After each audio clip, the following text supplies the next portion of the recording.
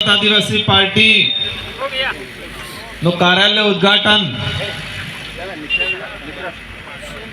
और ये मंच पे हमारे जो विराजमान जिनकी प्रतिमाएं हैं, इस देश की आजादी में राजा रजवाड़ों से, मुगलों से, अंग्रेजों से अपने कोड़ नहीं रक्षा बल्ले, जल जंगल जमीन नहीं रक्षा बल्ले लड़ाई लड़ी, देश आजाद हुआ।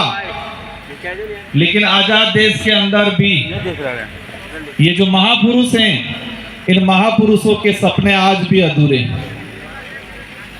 इन महापुरुषों के विचारों को लेके और ये महापुरुषों के जो उद्देश्य थे, जिन उद्देश्यों को लेके वो लड़ते थे, अपनी जान गंवाई, वो उद्देश्य आज भी कई अधूरे हैं।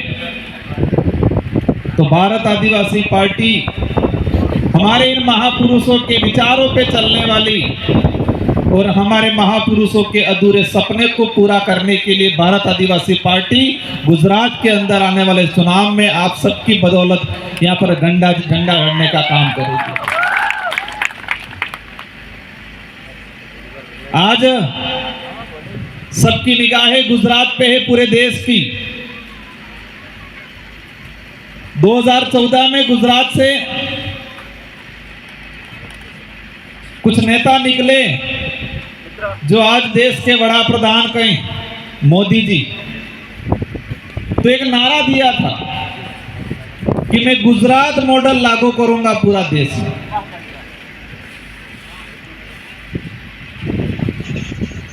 देश की जनता को जुमले फेंक फेंक के, बड़ी बड़ी बातें करके देश को भी लगा सोशल मीडिया के माध्यम से, मीडिया के माध्यम से, प्रिंट मीडिया हो, इलेक्ट्रॉनिक मीडिया हो, देश की जनता को भी लगा हम भी राजस्थान में अपने, मेरे पूर्व वक्ताओं ने कहा कई जुमले थे, लेकिन एक बड़ा जुमला था 15-15 लाख वाला।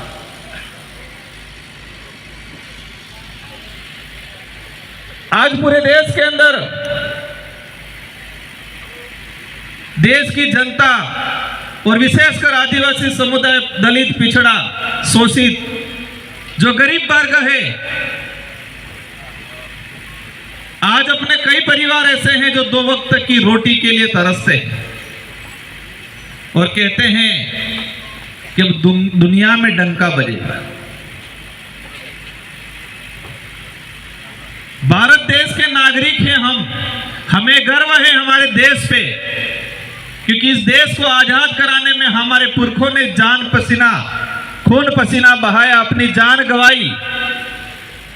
लेकिन आज देश को जिस तरह से खोखला किया जा रहा है, देश की स्थिति धरातल पे कुछ और है। इस देश का प्रत्येक वर्ग का, गरीब तबके का आदमी जो लास्ट कोने में, गांवों में, जंगलों में, पहाड़ों में रह रहा है, वो मूलभूत सुविधा थकी परिपूर्ण इन्हें हेक्टी सुविधा मળી जाते देश में डंको वादी, दुनिया में डंको देश में वादी। गुजरात मॉडल की बात होती है। गुजरात के अंदर अहमदाबाद, गांधीनगर बड़े शहर हैं, सूरत बड़ा शहर है, और हमारे दाहोद, अलीराजपुर, छोटा उदयपुर, सतरामपुर, यहाँ के हमारे बेरोजगार भाई, कई डिग्रीधारी भाई गुजरात, अहमदाबाद, गांधीनगर के अंदर मजदूरी करते हैं। हर 1-2 दिन में 2-3 हादसे होते हैं। किसी का हाथ पैर टूटता है, किसी का सर फटता है, वो तो अलग है, लेकिन डेथ भी हर 1-2 दिन में 1-2 डेथ हो रही है। मजदूरी करते हुए गिर गए, परिवार जाता है, परिवार गाड़ी करके वहां जाता है, लेकिन उसको गाड़ी का किराया भी नसीब नहीं होता है। दुनिया भर की योजना चल रही है, चिरंजीवी योजना हो, आयुष्मान कार्ड हो, ये बीमा हो, लेकिन हमारा जो गांव में रहने वाला आदिवासी परिवार जो गुजरात, अहमदाबाद में मजदूरी कर रहा है, उसको किसी भी बीमा में कवर नहीं किया जाता है। आज गुजरात के अंदर क्योंकि देश को लगता है कि गुजरात सब थकी विकसित था हम लागे, गुजरात में सब हेम लागे, लेकिन गुजरात के अंदर आज भी गरीब पिछड़ा आदिवासी समुदाय है, उनकी हालत आर्थिक स्थिति कमजोर होती जा रही है।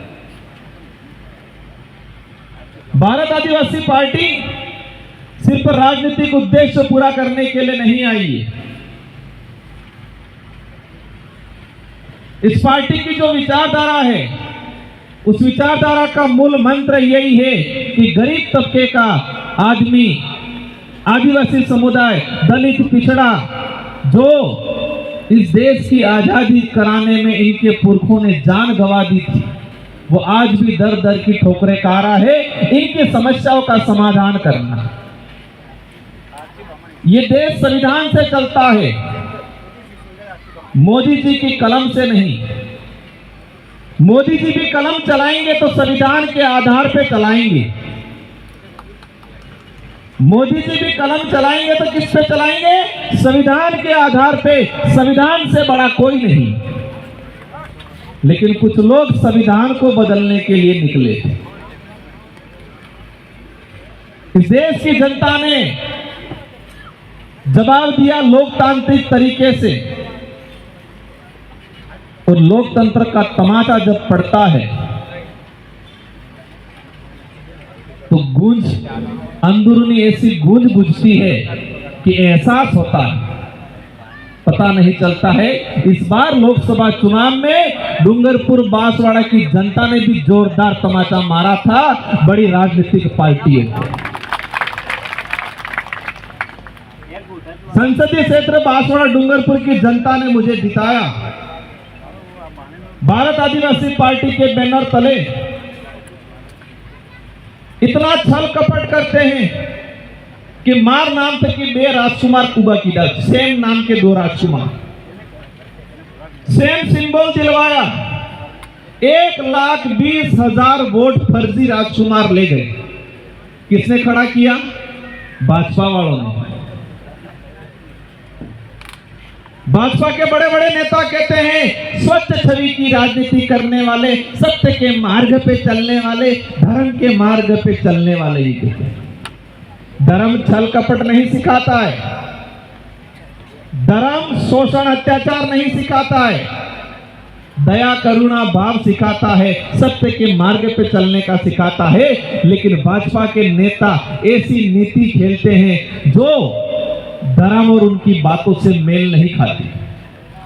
लेकिन बांसवाड़ा डूंगरपुर की जनता को इस मंच से भी धन्यवाद देना चाहूंगा, जिन्होंने मुझे भारत आदिवासी पार्टी को 2.5 लाख वोटों से जिताया। लोकतंत्र की जीत है। आज आदिवासी समुदाय को सिर्फ वोट बैंक समझा गया,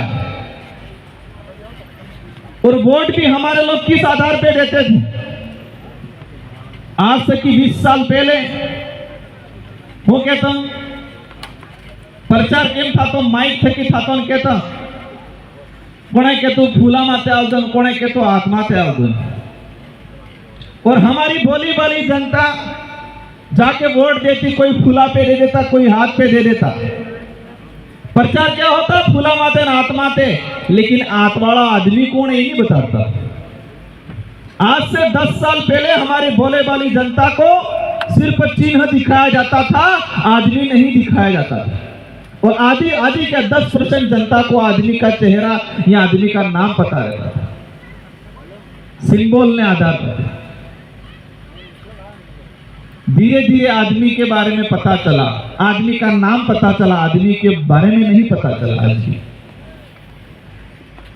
भारत आदिवासी पार्टी की जरूरत इसलिए पड़ी कि ये जो मंच पे जो जिन महापुरुषों की जो प्रतिमाएं लगाई है, इन प्रतिमाओं का सम्मान कभी भी कांग्रेस बीजेपी दोनों ने नहीं किया। आज बानगढ़ हमारा हत्याकांड हुआ, 1913 के अंदर 1500 आदिवासी मारे गए।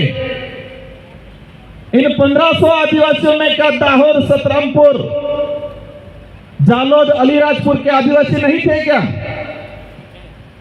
मैं आज इस मंच से पूछना चाहूंगा, जो बड़े बुजुर्ग यहाँ बैठे हुए हैं, आपको 7000 साल पुराना महाभारत में क्या हुआ वो पता है? आज से 7000 साल पहले महाभारत में कौन कौन किन किन था जो कौन कौन लड़ना कटला मर जाई खबर है?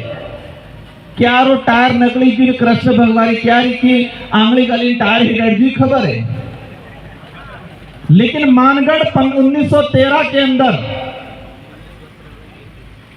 कितने साल हो रहे हैं? कितने साल हुए?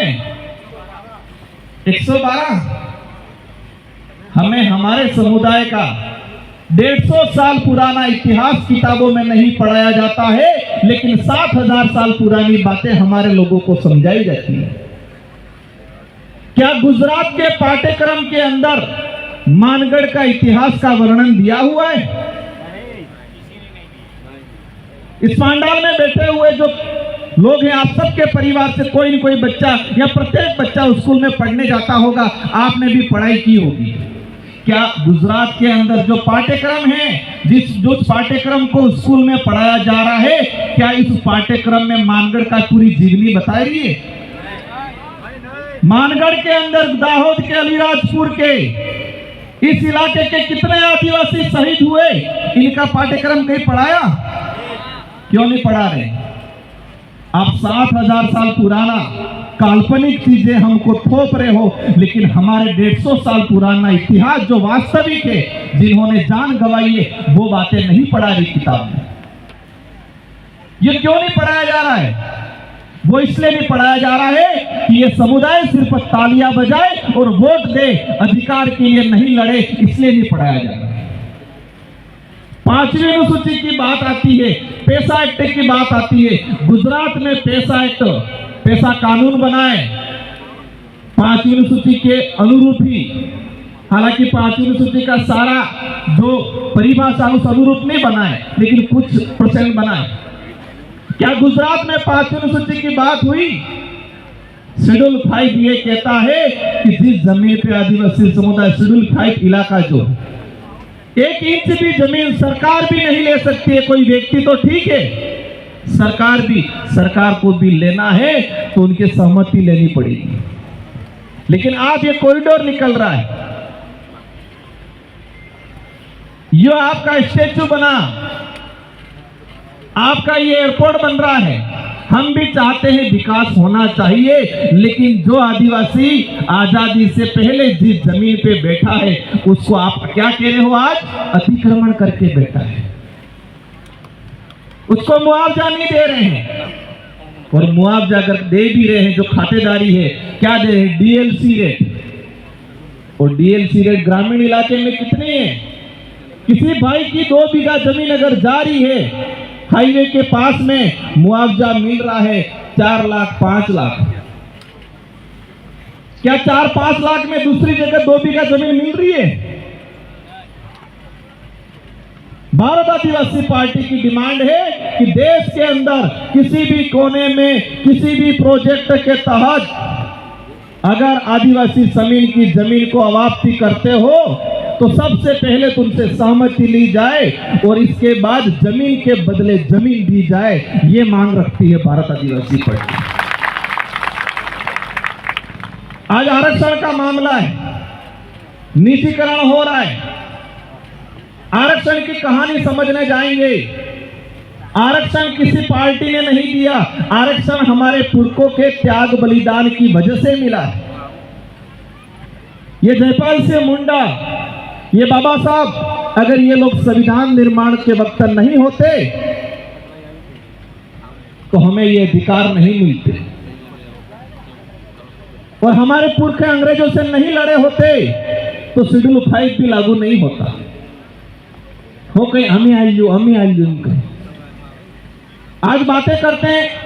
गुजरात के अंदर आरक्षण की जब समझ आई, लोग आरक्षण की बात करने लगी। सुनने में आया है कई विधानसभा सीट से बोगस आदिवासी चुनाव लड़के एमपी मंत्री बन गई। सुना है?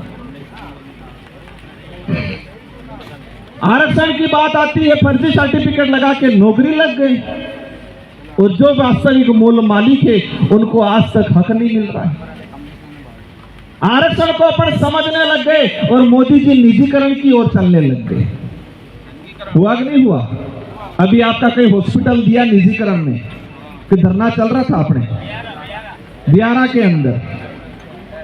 निजीकरण के अंदर मैंने खुद ने पार्लियामेंट में कहा है कि देश के अंदर धीरे धीरे जितनी सरकारी नौकरियां नहीं है, इतने निजीकरण प्लेसमेंट एजेंसी के तहत कार्मिकों को लगाया जा रहा है।